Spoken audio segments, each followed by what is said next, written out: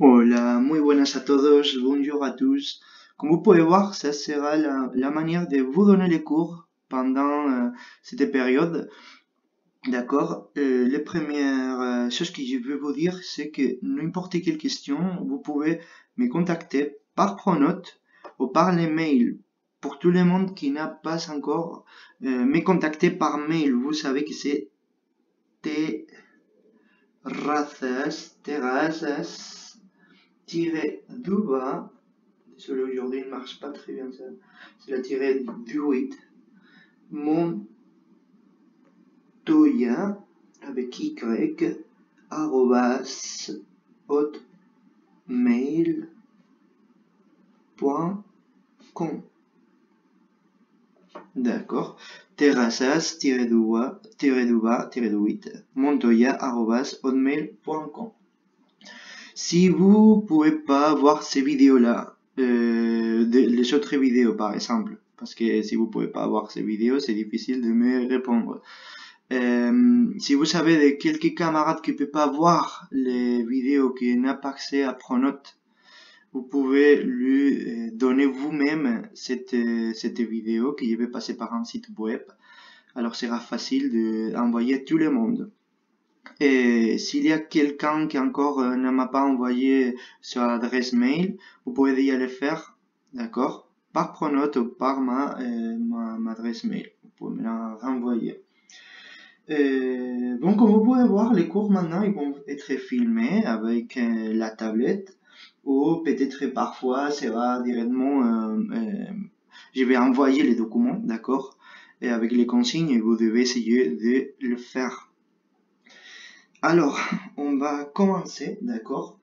Le premier cours qu'on va faire, c'est un peu les récapitulatifs de los tipos de pelo qu'on avait commencé déjà dans les cours.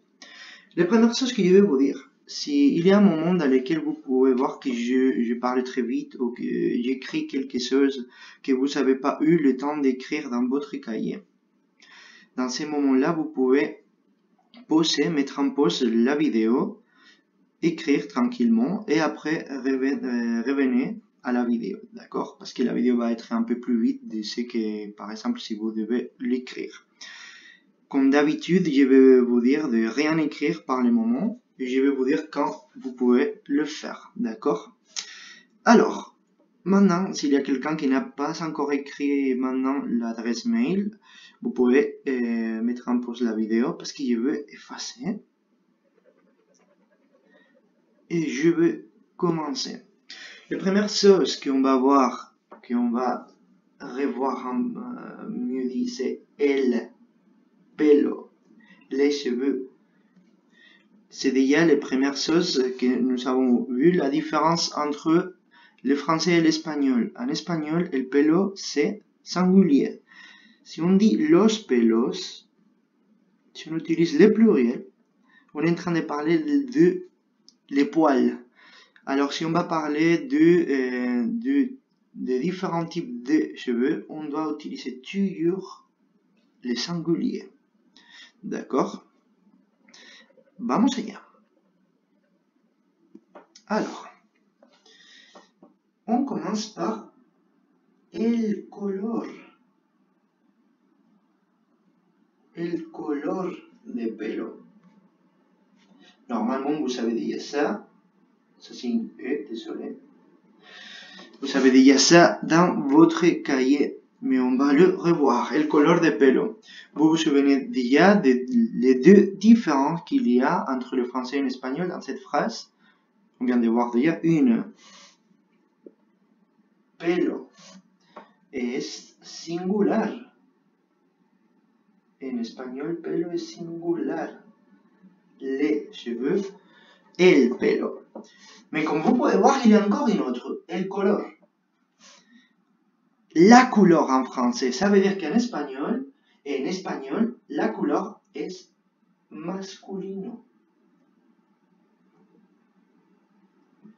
Vous ne devez pas vous tromper et dire la couleur de los pelos. Jamais. Toujours el color de pelo. El color de pelo. Y vamos a comenzar.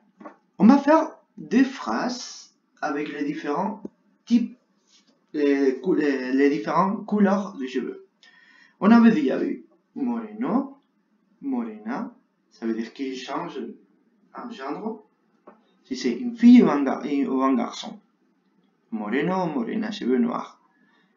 Vamos con blond, rubio et rubia. Attention à la prononciation, vous pouvez répéter rubio. La R bien prononcée en espagnol, rubio. Castaño ou castaña, d'accord, les cheveux marrons, châtaigne. On passe à pelirrojo ou pelirroja. Attention à la prononciation de pelirrojo, double R. C'est pareil que la première R dans le mot rubio ou pelirrojo. Attention pour parler de roux. Quand vous prononcez normalement pelirrojo, vous avez tendance à dire peligroso. Mais attention, peligroso, vous vous souvenez c'est quoi? Si, c'est dangereux. Alors, on ne doit pas prononcer ça, d'accord? On doit prononcer la R et la J. La R et la J. Pelirrojo ou pelirroja. Et on va finir pour le cheveu blanc, qui en espagnol, je vous avais dit d'éliminer cette partie. Et on reste avec canoso ou canosa, si c'est une fille. Par exemple, mi abuela es canosa, ou mi abuela tiene el pelo canoso. On va se souvenir de deux exemples que je viens de faire avec une autre.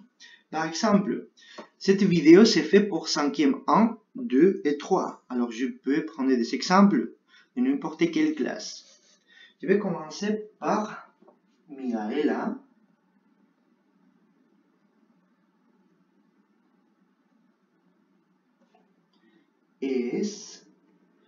Maintenant, dudo si eres castaña o si eres morena. Bon, je vais dire que tu es châtaigne, d'accord? Que tu as les cheveux marrons. Miaela es castaña. Miaela es châtaigne. Et pourquoi je dis castaña? Pourquoi je mets la A à la fin? Bien sûr, parce qu'on est en train de parler de Miaela, qui c'est une fille. Alors on doit mettre la A et pas la O à la fin. Mais attention, il y a deux manières de faire cette phrase-là. Miaela tiene, le verbe tener. Vous vous souvenez de c'est quel le verbe tener? C'était le verbe avoir, d'accord? Miaela tiene el pelo castaño. Et vous pouvez me dire pourquoi vous avez mis le masculin ici et pas le féminin. On l'avait déjà vu dans la classe. C'est vrai, non? On parle de el pelo, les cheveux. On ne parle pas de Miaela maintenant.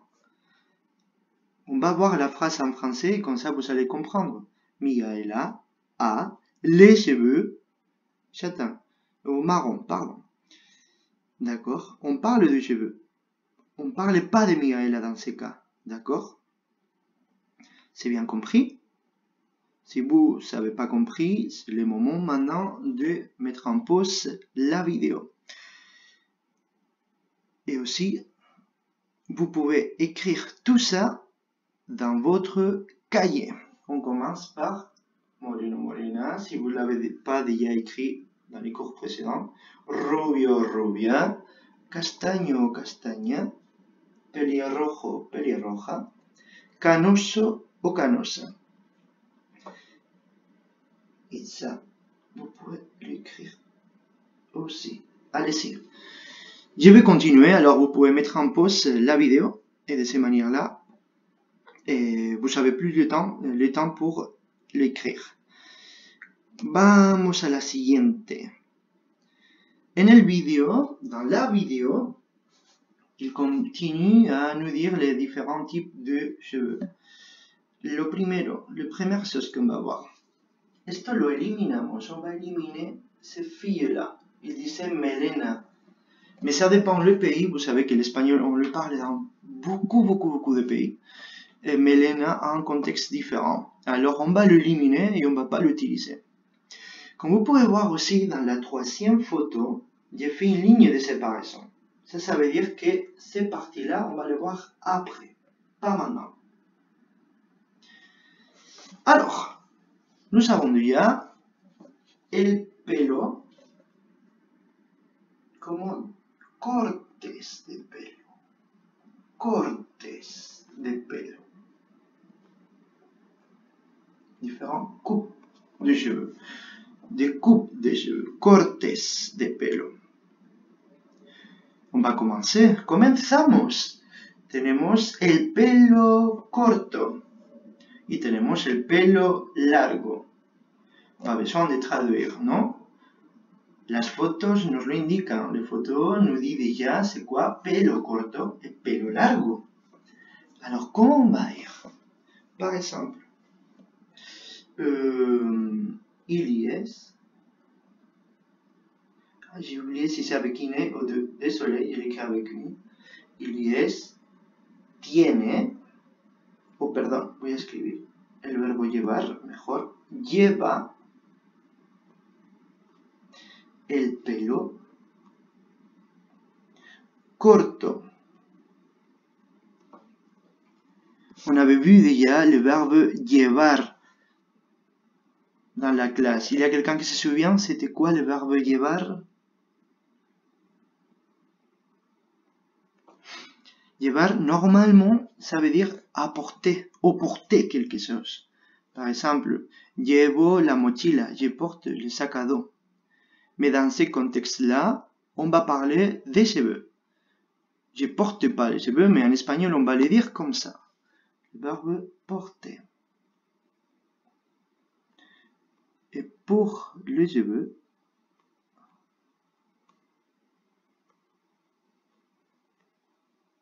c'est pareil que le verbe avoir. Ilyes a les cheveux courts. D'accord? Désolé, ça se voit pas très bien. Muy bien. Ilyes lleva el pelo corto. Attention, qu'est-ce qu'il passe si on va parler d'une fille? Dans ces cas-là, on va dire aussi en masculin, par exemple, Lydia lleva, ça c'est une E, el pelo largo. Lleva el pelo largo. ¿De acuerdo? Lydia, c'est une fille, mais largo, c'est masculin parce qu'on parle des cheveux. D'accord? El pelo. C'est compris? On continue. Maintenant, il y a des autres types, des autres coupes de cheveux. Nous avons el pelo liso, el pelo ondulado, c'est le pelo bouclé, ¿no? Y el pelo rizado. El pelo rizado que es un poco más, c'est un peu plus que bouclé, d'accord? Maintenant, j'ai oublié les mots en français. C'est un cheveu vraiment bouclé. Mais nous avons une autre encore. Je vais le dessiner et vous pouvez le faire après. Et c'est... Bon, un peu mal fait, désolé. C'est les cheveux, el pelo afro ou crespo, mais il préfère afro. C'est ça qu'on utilise en plus. D'accord? Tenemos liso, ondulado, rizado y afro. Ça veut dire que chacun, c'est encore plus bouclé, d'accord? On a encore une autre ici, pelo suelto. On va parler de pelo suelto quand nous n'avons pas de queue de cheval ou on n'a pas les cheveux naturellement. D'accord? El pelo suelto. Par exemple, si nous avons une coleta, un queue de cheveux, nous n'avons pas les pelos sueltos déjà. On a les cheveux déjà pris, recogidos. On va faire un exemple de ces parties-là. Par exemple, on va voir. Je vais me souvenir de quelques élèves. Par exemple, Camille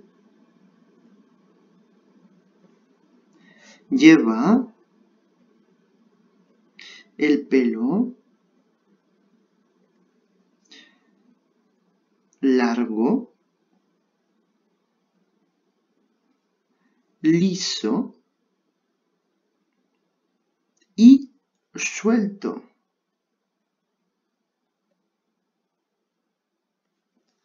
¿De acuerdo? Toujours masculin parce qu'on parle de el pelo. Toujours comme d'habitude. El pelo, el pelo. D'accord? Dans ces cas-là, on ne peut pas dire Camille es larga, lisa y suelta. Parce que dans ces moments-là, on est en train de parler de Camille. Mais attention, si on dit largo, liso y suelto, c'est pour parler de ses cheveux. Alors, on ne peut pas dire ces exemples-là. On doit toujours utiliser le verbe llevar. Camille lleva el pelo largo, liso y suelto. Largo, liso y suelto. ¿De acuerdo? Muy bien. Si vous avez quelques questions ici, vous pouvez me contacter par mail au pronom toujours. Vous pouvez me dire, Monsieur Terrassa, j'ai pas compris, c'est quoi, par exemple, rizado. Et je vous réponds, d'accord, dans ces moments-là. On y va. Et on va parler de ces parties-là qu'on avait éliminées. Comme vous pouvez voir ici, toujours, pour parler de los cortes de pelo, on va parler avec le verbe llevar. Ulises lleva el pelo corto. Lidia lleva el pelo largo. Camille lleva el pelo largo, liso y suelto. Toujours, il y a le prénom plus le verbe llevar conjugué plus el pelo plus le corte de pelo. Largo, liso, papa. D'accord? Alors, je vais passer à la deuxième partie. Vous pouvez déjà le copier. Pour cela, je vous invite à faire un pause dans la vidéo pour avoir le temps d'écrire. D'accord? Allez-y. Alors, on continue. Comme vous avez vu, on vient de voir déjà pelo suelto. Alors, on l'élimine. Et on va avec coleta, trenza y flequillo. Pourquoi on a fait la différence entre celui qu'il y avait avant et maintenant? Parce que maintenant, on ne va pas parler de el pelo. Qu'est-ce qu'on va dire maintenant? On va dire, par exemple, je vais parler de quelques filles. Khadija lleva, le verbe llevar, comme on avait fait avant. Coleta, directement. J'utilise rien ici, j'utilise pas el pelo, d'accord?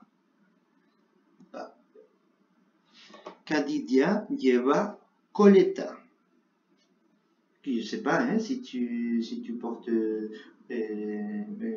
comment on dit, queue de cheval ou non, mais c'est souvent pour mettre un exemple. Alors, tenemos ya coleta, que es este de aquí. Ahora vamos con trenza. Trenza es la 3, ¿de acuerdo? Y luego el flequillo. Flequillo es este de aquí. Flequillo quiere decir le frangue. ¿De acuerdo? Et on va utiliser une autre que c'est pas dessiné. les chignons, vous vous souvenez? Oui, c'est un peu mal fait, je vais le refaire, désolé. Alors, les yeux. Et je vais faire comme ça, les chignons. Un peu bizarre, mais on comprend. En espagnol, on dit moño. Moño. Avec ñ. Attention, hein. Avec ñ. Moño. ¿De acuerdo?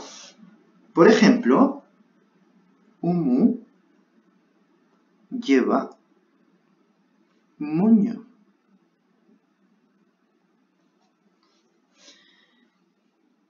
C'est compris? On y va à la deuxième partie. D'ici, j'ai une bonne nouvelle. On va éliminer ça et ça.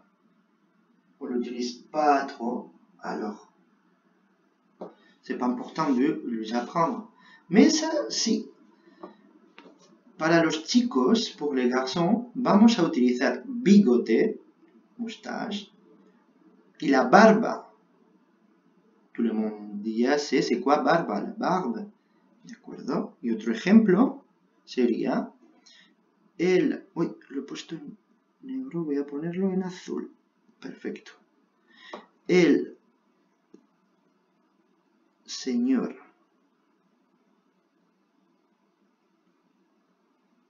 Terrazas. Uy. Terrazas lleva barba. Barba. El señor Terrazas lleva barba. ¿De acuerdo? Comme on avait dit au début, c'est les prénoms, dans ces cas-là, prénom, plus le verbe llevar, et après, directement, les coupes de cheveux, d'accord? Jamais on va utiliser dans 1, 2, 3, 4, 5, 6 exemples, ici, on ne va pas utiliser el pelo, d'accord? Plus le type de cheveux. Perfecto. Comme vous pouvez voir, les genres de coleta, moño et barba ne dépendent jamais du sujet. C'est déjà comme ça. Ça ne change jamais. Coleta pour une fille ou un garçon. D'accord? On imagine qu'il y a un garçon avec que des cheveux, des chevals, pardon. Bah, on va dire coleta aussi. D'accord? Parfait. Je vous donne le temps d'écrire maintenant tout ça dans les cahiers. Vamos allá. Mientras yo continúo con el último, le dernier. Calvo. Cuando no tenemos pelo, es calvo, ¿de acuerdo? El chico, el garçon, no tiene pelo. Il n'a pas de cheveux. Alors, el chico es calvo. Et masculin parce que el chico c'est un garçon. El chico es calvo. Dans cet exemple-là, on ne peut pas dire el chico lleva el pelo calvo parce qu'il n'a pas de cheveux. Alors on ne peut pas dire le garçon a les cheveux, n'a pas de cheveux. Cheveux, d'accord? Il est cheveux. Et ça c'est le dernier que vous devez écrire. Ici c'est petit, alors vous pouvez le faire très vite. Allez-y.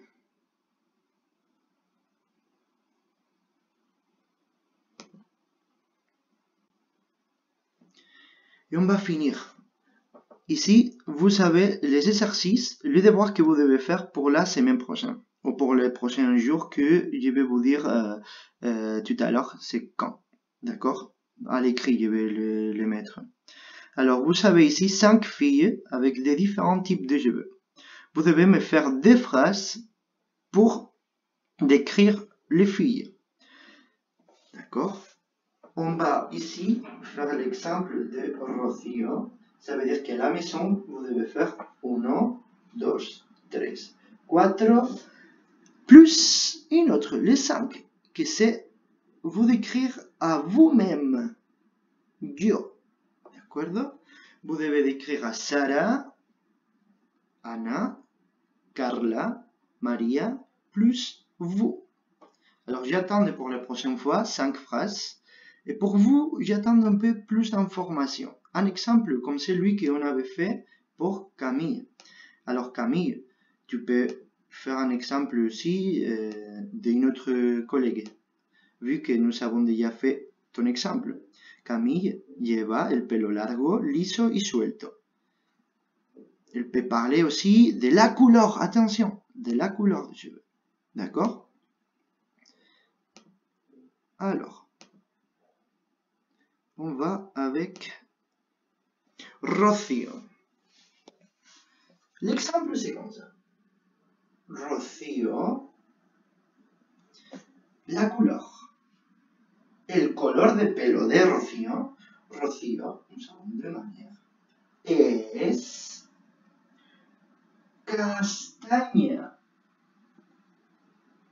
Castaña. Y la veis de otra manera. Rocío lleva el pelo castaño. Pardon, dans cet exemple-là, c'est mieux écrire tiene. Désolé, hein? Tiene el pelo castaño. Je vais vérifier si on l'avait écrit comme ça la dernière fois. Hop. Hop.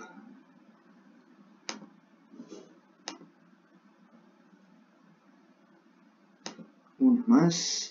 Una más. Tiene el pelo castaño. ¿De acuerdo? C'est le même exemple. Le verbe avoir pour parler de la couleur des cheveux. Muy bien. Entonces, vamos a ver si puedo volver directamente aquí. Perfecto. Rocío es castaña o Rocío tiene el pelo castaño. Pareil. Castaña parle de Rocío directement. Castaño parle de cheveux.